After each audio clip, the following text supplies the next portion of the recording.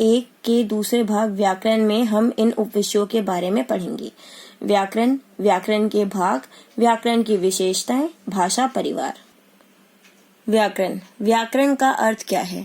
व्याकरण शब्द 2 शब्दों से मिलकर बना है, वी जमा आकरण, जिसका अर्थ है, वी का अर्थ है विशेष रूप से, आकरण का अर्थ है शुद्ध करना, विशेष रूप से नियमों सहित शुद्ध करना। इसका अर्थ, प्रत्येक भाषा की अपनी अपनी व्यवस्था है। कुछ नियमों में बंधी व्यवस्था को ही व्याकरण कहते हैं।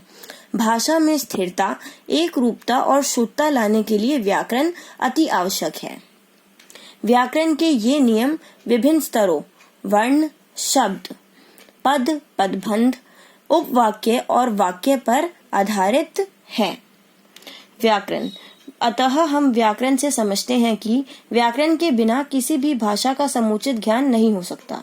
जैसे जैसे भाषा में परिवर्तन आते हैं, वैसे वैसे उसके नियमों में भी परिवर्तन आता है। व्याकरण ही हमें सिखाता है कि ध्वनि से वर्ण, वर्ण से शब्द, शब्द से वाक्य कैसे बना सकते हैं। आइए इसका उदाहरण जान ले। अशुद्ध वाक्य, 2 लड़के खेल रहा है। इसका शुद्ध वाक्य क्या हो गया? 2 लड़के खेल रहे हैं। दूसरा शुद्ध वाक्य, स्कूल की छुट्टी हो गया। इसका शुद्ध वाक्य क्या होगा? स्कूल की छुट्टी हो गई। आइए अब व्याकरण के भागों के बारे में जानें। व्याकरण के 4 भाग हैं। पहला वर्ण विचार, दूसरा शब्द विचार, तीसरा वाक्य विचार, चौथा रूप विचार। वर्ण विचार। वर्ण विचार का क्या अर्थ है? प्रत्येक शब्द कई वर्णों से मिलकर बनता है, जिसे वर्ण विचार कहते हैं। वर्ण विचार के अंतर्गत हम किन किन चीजों का अध्ययन करेंगे? वर्ण, वर्णमाला, वर्णों के भेद, उनके आचरण तथा प्रयोग आदि पर हम विचार करेंगे। वर्ण विचार का उदाहरण क, च, ट, बड़ा आ आदि। शब्द विचार। शब्द विचार का क्या अर्थ है? प्रत्येक भाषा का शब्द भंडार कई तत्वों से बनता है। भाषा अपने ढंग से शब्द का निर्माण करती है अथवा विभिन्न स्रोतों से शब्दों को अपनी आवश्यकता अनुसार ग्रहण करती है। इसलिए शब्द विचार के अंतर्गत शब्दों की उत्पत्ति, विकास, निर्माण, आगमन, अर्थ आदि का अध्ययन किया जाता है। शब्द विचार का उदाहरण कमल, कोमल, रबड़, फूल आदि। वाक्य विचार। हिंदी में प्रत्येक वाक्य का निश्चित बनावट होती है। प्रत्येक वाक्य में पहले कर्ता, फिर कर्म और अंत में क्रिया आती है। वाक्य विचार के अंतर्गत वाक्य के भेद, वाक्य का गठन और पदों के पारस्परिक संबंध का अध्ययन किया जाता है। चौथा रूप विचार। प्रत्येक शब्द की अपनी स्वतंत्र सत्ता होती है। जब शब्द को वाक्य में प्रयुक्त किया जाता है तो बहुधा उसके रूप में परिवर्तन हो जाता है।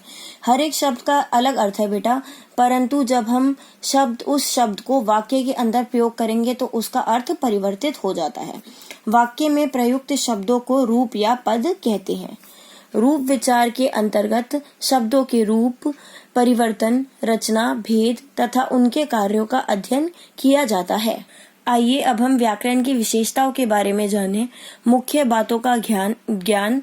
पहला, व्याकरण भाषा की शुद्धता का साधन है। भाषा को शुद्ध करके लिखता है।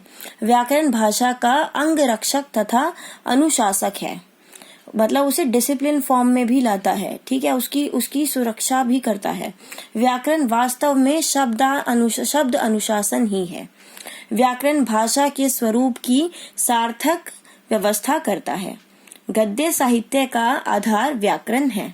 अतः व्याकरण भाषा का शरीर विज्ञान है तथा व्यवहारिक विश्लेषण भी करता है। व्याकरण में नवीन भाषा को सीखने में सरलता होती है। अतः व्याकरण सीखने की अति आवश्यकता है यदि अगर हम भाषा को शुद्ध रूप से बोलना एवं सीखना चाहते हैं तो। आइए अब भाषा परिवार के बारे में जानें।